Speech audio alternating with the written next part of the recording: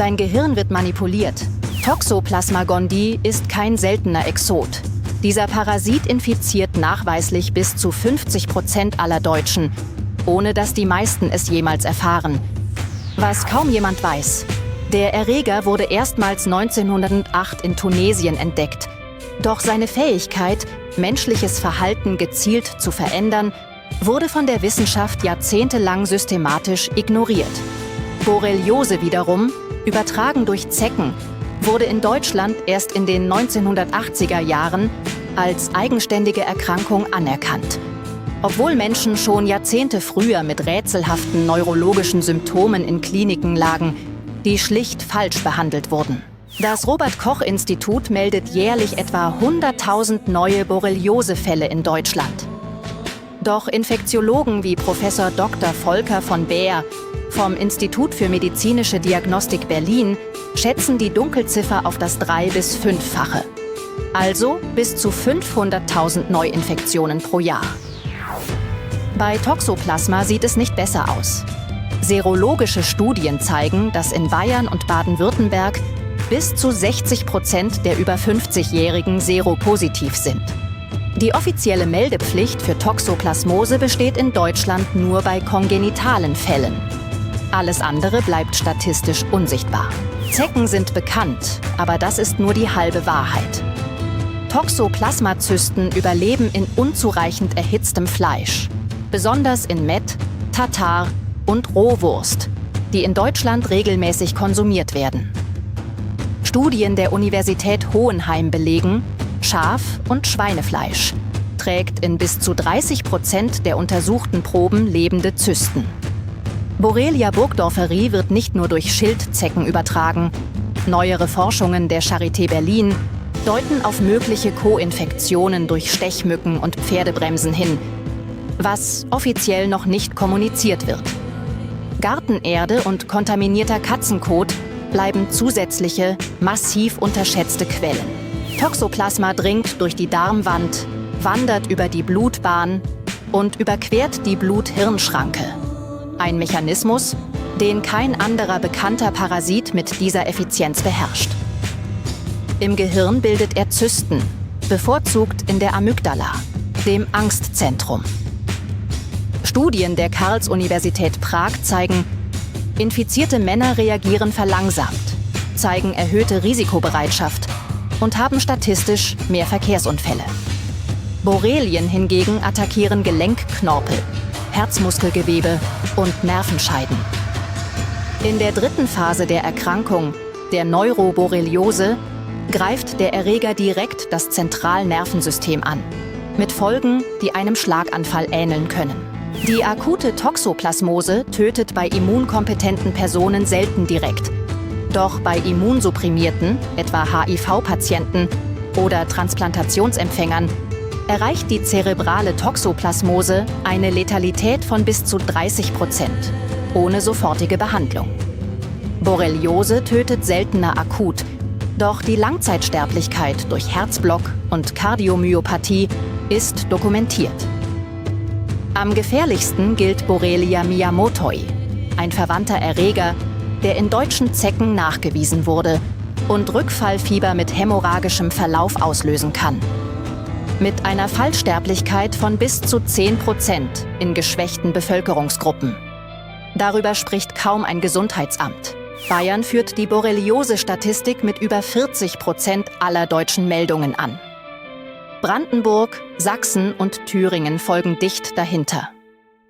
Risikogebiete für Toxoplasma-Exposition sind besonders ländliche Regionen mit hoher Katzendichte und Schafzucht, also weite Teile Bayerns, Baden-Württembergs und Niedersachsens. Besonders gefährdet Förster, Landwirte, Tierärzte und Soldaten der Bundeswehr. Letztere werden laut einem Bericht des Sanitätsdiensts der Bundeswehr von 2019 auf Toxoplasmose kaum systematisch getestet. Die Hochsaison für Zeckenstiche liegt zwischen April und Oktober, mit einem zweiten Aktivitätsmaximum im Herbst, das oft unterschätzt wird. Was offizielle Stellen nicht laut sagen. Eine Meta-Analyse aus dem Fachjournal Schizophrenia Bulletin von 2012 Bestätigt durch Folgestudien bis 2023, zeigt eine signifikante Korrelation zwischen Toxoplasma-Infektion und dem Auftreten von Schizophrenie. Das Risiko steigt um den Faktor 2,7. Das RKI erwähnt diesen Zusammenhang in keiner öffentlichen Bürgerinformation. Bei Borreliose gibt es einen massiven Konflikt zwischen europäischen EU-KLB-Leitlinien und der Deutschen Borreliose-Gesellschaft über Dauer und Intensität der Antibiotikatherapie. Patienten mit chronischen Verläufen werden von Krankenkassen systematisch unterversorgt, weil Langzeittherapien nicht erstattet werden. Im Jahr 2024 meldete das Europäische Zentrum für die Prävention und Kontrolle von Krankheiten einen Anstieg von Borrelia-Miyamotoi-Fällen in Norddeutschland und Schweden. Gleichzeitig zeigen Sequenzierungsdaten des Bernhard-Nocht-Instituts Hamburg neue genetische Varianten von Toxoplasma gondii des Typs ZAR, die in europäischen Hauskatzen zirkulieren und möglicherweise virulenter sind als bisher bekannte Stämme. Die WHO hat 2025 in ihrem Neglected Tropical Diseases Update Toxoplasmose erstmals als potenziell untererfasste neuropsychiatrische Bedrohung in Industrieländern eingestuft. Eine Formulierung, die in deutschen Medien praktisch nicht aufgegriffen wurde. Zeckenschutzmittel mit DEET oder Icaridin bieten nachweislich bis zu 90% Schutz. Doch die meisten Menschen tragen sie falsch auf. Kleidung muss imprägniert, nicht nur die Haut behandelt werden. Bei Toxoplasma hilft nur konsequentes Durchgaren von Fleisch auf über 66 Grad Kerntemperatur. Frieren bei minus 20 Grad für 48 Stunden tötet Zysten ebenfalls ab. Ein Haushaltskühlschrank reicht nicht. Schwangere sollten Katzenkot grundsätzlich meiden und Gartenarbeit mit Handschuhen erledigen. Was kaum ein Arzt sagt, Spiramycin, verabreicht im ersten Trimester, kann die fetale Übertragung um bis zu 60% reduzieren, wird aber selten proaktiv verschrieben. Post-Treatment Lyme Disease Syndrome, kurz PTLDS, betrifft laut einer Studie der Columbia University bis zu 20% aller Borreliose-Patienten mit anhaltender Erschöpfung, Gelenkschmerzen und kognitiven Störungen, die bis zu 2 Jahre nach Therapieende anhalten. Bei Toxoplasma zeigen Langzeitstudien der Universität Oxford: Chronisch infizierte Personen haben ein erhöhtes Risiko für Depressionen, Gedächtnisabbau und im hohen Alter für Morbus Alzheimer. Besonders alarmierend: Eine Studie aus Dänemark mit über 80.000 Teilnehmern belegte 2021, dass Toxoplasma-positive Personen ein 54% höheres Suizidrisiko aufweisen. Diese Zahl wird in keiner deutschen Aufklärungskampagne genannt. Borreliose wird in Deutschland in schätzungsweise 30-40% der Fälle initial falsch diagnostiziert, häufig als Fibromyalgie, Multiple Sklerose oder psychosomatische Störung. Der Standardtest, der ELISA-Antikörpertest, hat eine Falsch-Negativrate von bis zu 35% in der Frühphase. Der sensitivere LTT-Test, der lymphozytäre Transformationstest, wird von den meisten Krankenkassen nicht erstattet. Bei Toxoplasmose fehlt in Deutschland ein standardisiertes Screening-Protokoll für Risikogruppen vollständig. Hausärzte erkennen die subakute zerebrale Form häufig nicht, weil die Symptome Kopfschmerzen, Stimmungsschwankungen, leichte Verwirrtheit zu unspezifisch erscheinen. Professor Dr. Andreas Singh vom Bayerischen Landesamt für Gesundheit fordert seit 2023 ein nationales Zeckenmonitoring mit Echtzeitdatenbank, wie es die Schweiz bereits betreibt. Die Deutsche Borreliose-Gesellschaft verlangt die Aufnahme des LTT-Tests in den GKV-Leistungskatalog. Toxoplasma-Experten wie Dr. Uwe Groß vom Universitätsklinikum Göttingen plädieren für ein verpflichtendes Schwangeren-Screening, das in Frankreich seit 1992 gesetzlich vorgeschrieben ist und die kongenitale Toxoplasmose dort nahezu halbiert hat.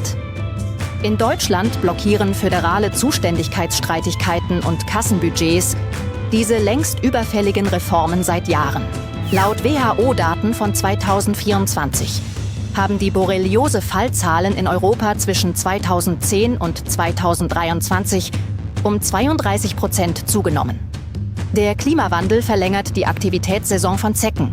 In Deutschland wurden 2023 erstmals in Bayern überwinternde Zecken im Dezember nachgewiesen. Toxoplasma breitet sich global aus. In Teilen Südamerikas kursieren aggressivere Typ-I-Stämme mit signifikant höherer Virulenz. Eine Prognose des European Center for Disease Prevention and Control aus 2025 warnt, bis 2030 könnte die Zahl der Borreliose-Exponierten in Mitteleuropa durch die Nordwanderung der Zeckenpopulation um weitere 40% steigen. Bis zu 500.000 Borreliose-Neuinfektionen pro Jahr, 50% der Bevölkerung mit Toxoplasma infiziert, ein 54% erhöhtes Suizidrisiko, falsche Diagnosen in jedem dritten Fall. Das sind keine Panikmache. Das sind belegte Zahlen aus peer-reviewed Studien. Behörden melden nur einen Bruchteil der Realität. Schutzmaßnahmen werden unvollständig kommuniziert. Therapien werden von Kassen verweigert.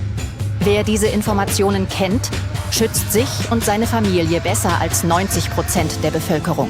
Diese Fakten wirst du in keiner Behördenbroschüre finden. Abonniere diesen Kanal, damit du informiert bleibst. Alle Quellen findest du in der Videobeschreibung.